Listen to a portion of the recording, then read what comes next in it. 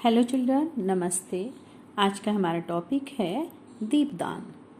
दीपदान नामक एकांकी डॉक्टर रामकुमार वर्मा का एक प्रसिद्ध एकांकी है। दीपदान की कथा भी कुंवर उदय सिंह का संरक्षण करने वाली धाय माँ के द्वारा कुंवर उदय सिंह के प्राणों की रक्षा करने और उसके लिए अपने पुत्र चंदन के बलिदान करने के प्रसंग से संबंधित है। दीपदान की कथा वस्तु सन 1536 ईस्वी में राजस्थान के चित्तौड़ दुर्ग में घटित होती है। चित्तौड़ के महाराणा सांगा का देहांत हो चुका है और उनके राज्य का उत्तराधिकारी उनका सबसे छोटा पुत्र कुंवर उदय सिंह है, जिसकी उम्र अभी 14 वर्ष है। कुंवर उदय सिंह की देखरेख और लालन पालन का कार्य पन्ना नाम की एक स्वामी भक्त स्त्री कर रही है, जिसे पन्ना धाय के नाम से जाना जाता है। उसका 13 वर्ष का चंदन नाम का एक पुत्र भी है, जो कुंवर उदय सिंह के साथ खेलता रहता है। महाराणा सांगा की मृत्यु के पश्चात उनके भाई पृथ्वीराज का एक दासी पुत्र बनवीर, जिसकी आयु 32 वर्ष है, राज्य पर अपना अधिकार करने के लिए प्रयत्नशील है। दीपदान की सारी कथा पन्ना धाय और बनवीर के ही इर्द गिर्द घूमती है। दीपदान की संपूर्ण कथा कुंवर उदय सिंह के कक्ष में घटित होती है। रात्रि का दूसरा प्रहर है। नेपथ्य में नारियों की सम्मिलित नृत्य ध्वनि एवं गायन का स्वर सुनाई देता है, जो धीरे धीरे हल्का हो रहा है। उदय सिंह आकर पन्ना धाय को बतलाता है कि बाहर सुंदर सुंदर लड़कियां तुलजा भवानी के सामने नाच रही हैं और दीपदान कर रही हैं। वह पन्ना को भी अपने साथ नृत्य करने के लिए ले जाने की जिद करता है, किंतु पन्ना इस बात के लिए तैयार नहीं होती।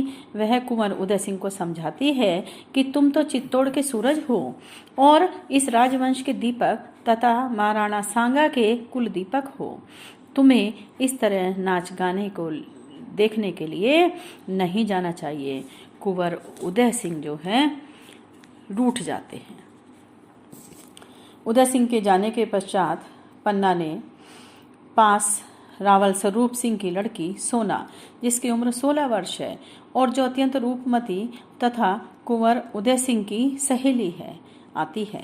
वह पन्ना से कुंवर उदय सिंह को अपने साथ ले जाने का आग्रह करती है, किंतु पन्ना धाई मना कर देती है।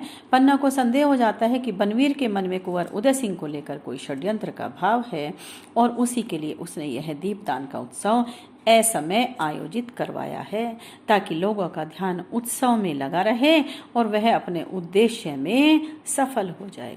इस बात में भी संदेह है कि सोना कहाँ से बनवीर के षड्यंत्र में सम्मिलित है। वह सोना की बात को अस्वीकार कर देती है और नाराज होकर पन्ना को भला बुरा कहते हुए वहां से सोना चली जाती है।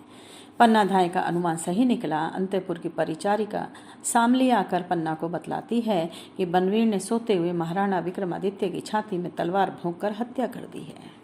उसे आशंका है कि कहीं अब वह यहाँ आकर कुंवर उदय सिंह को भी इस राज्य का उत्तराधिकारी समझकर उसकी हत्या न कर दे।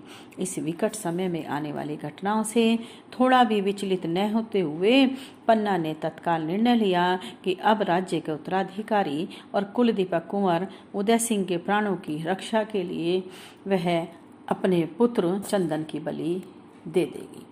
दुर्ग में झूठी पत्तल उठाने वाले कर्मचारी कीरत की मदद लेकर पन्ना ने कुंवर उदय सिंह को उसकी टोकरी में रखवाकर तथा झूठी पत्तलों से ढककर दुर्ग के बाहर बैरिस नदी के किनारे शमशान तक पहुंचवा दिया, ताकि उसे बाद में सुरक्षित अवस्था में कुंभलगढ़ ले जा सके। इसके पश्चात पन्ना ने कुंवर उदय सिंह के शयन कक्ष में अपने पुत्र चंदन को सुलाकर उसे चादर से ढक दिया।